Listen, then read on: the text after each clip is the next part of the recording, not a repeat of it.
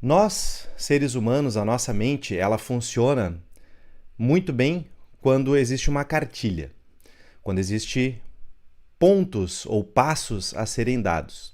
Não é à toa que hoje a gente tem vários livros, várias literaturas com 7 regras para isso, 7 passos para não sei o que, 25 passos para a felicidade. Essa forma da nossa mente lidar com o conhecimento, ela é bastante relevante para que a gente possa entender como a nossa mente funciona e como a gente precisa orientar de alguma forma os nossos passos, as nossas tomadas de decisões. Isso não é de agora, né? A mente humana, desde quando o ser humano é ser humano, desde quando nós tomamos consciência que somos seres individuais, que a nossa mente tem uma consciência individual, ela funciona desse jeito. As filosofias que nós temos contato hoje, filosofias antigas, filosofias orientais, a gente é muito baseado na filosofia grega e greco-romana, na sequência. Essas filosofias, elas exploram essas características do que é ser humano e de como usar esse conhecimento para, através de questionamentos profundos, levar o ser humano para uma melhoria, né, na sua realidade, na sua forma de encarar a vida. E isso aconteceu em todos os lugares do mundo. Então, nas escrituras sagradas orientais, nós temos várias escrituras que são bastante importantes, que datam de 1500 a 2000 anos antes de Cristo, onde a gente tem ali, a gente pode citar os Vedas, a gente pode citar as escrituras, as tábuas sumérias. Mas no que diz respeito então à filosofia que a gente vai falar hoje, o Ashtanga Yoga, ela está enraizada na tradição do yoga. Só que ela é bastante relevante para qualquer cultura. Tanto é que ela tem uma importância hoje, um peso tão grande, que várias culturas utilizam essa filosofia ou esse passo a passo, fazendo a sua interpretação para usar esse conhecimento na sua vida. E é esse ponto que eu quero trazer hoje.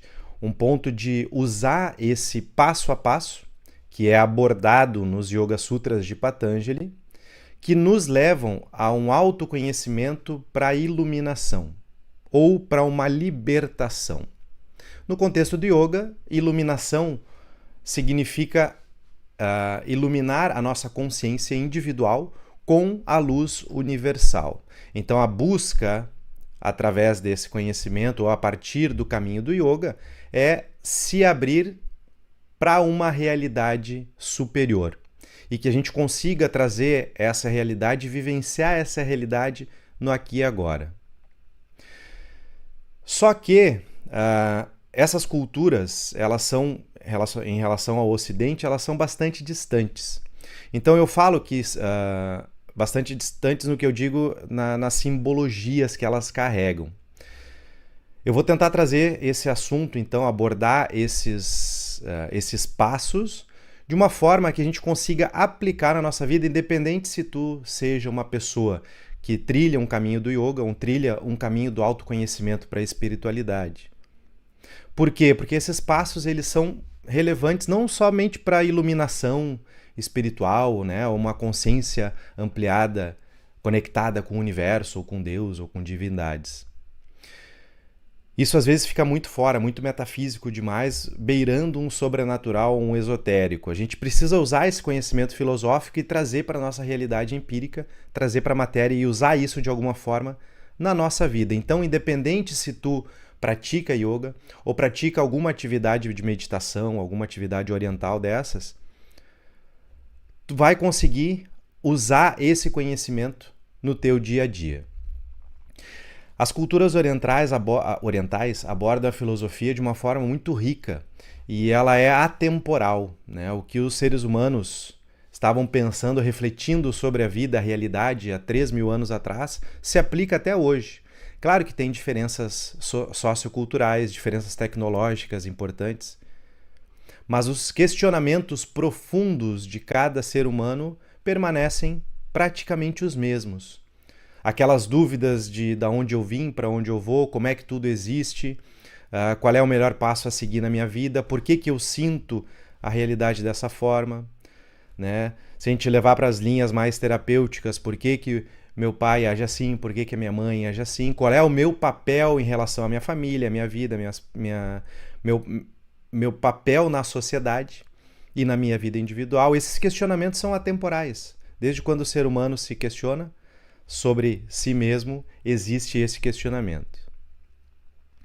Então, como o ser humano gosta de passo a passo, gosta de regras, né, enumeradas, para ficar fácil de a gente entender, o Patanjali, essa figura emblemática no mundo do yoga, ele teria compilado o conhecimento do yoga que existia na época para que ficasse legível, para que qualquer pessoa pudesse ler, pudesse estudar e aplicar na sua vida.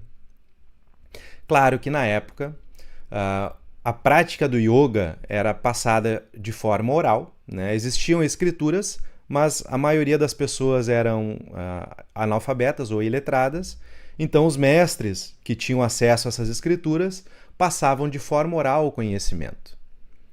Só que para ver a relevância disso, desse conhecimento, chegou até hoje e ainda assim é a base de praticamente todos os estilos e todas as linhagens do yoga. Ela tem um peso filosófico bem importante. Então, por que não usar isso, né, como referência para a nossa vida hoje? E a gente vai ver que são questões que nós podemos aplicar de forma bem tranquila no nosso dia a dia, hoje, 2024. Bom, vamos começar pelo princípio, então. São 8 passos que o Patanjali descreve como os passos a serem dados para chegarmos à iluminação. Tá? Dentro do contexto yoga, como eu comentei, a iluminação é chamada de samadhi. Ela seria a abertura da nossa consciência individual para sermos iluminados pela consciência universal. Ele não dá nomes como a gente classifica, né? Cada religião, cada filosofia dá um nome para esse contato. Eu superior, Deus, universo, natureza. A gente não vai se deter nisso, né? O que a gente quer então nessa busca dessa iluminação? É abrir a nossa mente o suficiente para que a gente consiga perceber a nossa realidade, no aqui e agora, com mais clareza. Então é usar uma luz que existe inata em nós, vem com a gente, uma luz de observação ou de percepção, e a gente consegue ampliar a nossa percepção seguindo esses 8 passos. A gente vai ampliar a nossa percepção sobre a nossa própria vida, que é isso que se trata. Apesar das buscas nas escolas, né, a gente estudar em conjunto, como a gente está fazendo aqui, a experiência ela é individual. Então, esses 8 passos que o Patanjali propõe é para nós aplicarmos na nossa individualidade, no nosso dia a dia.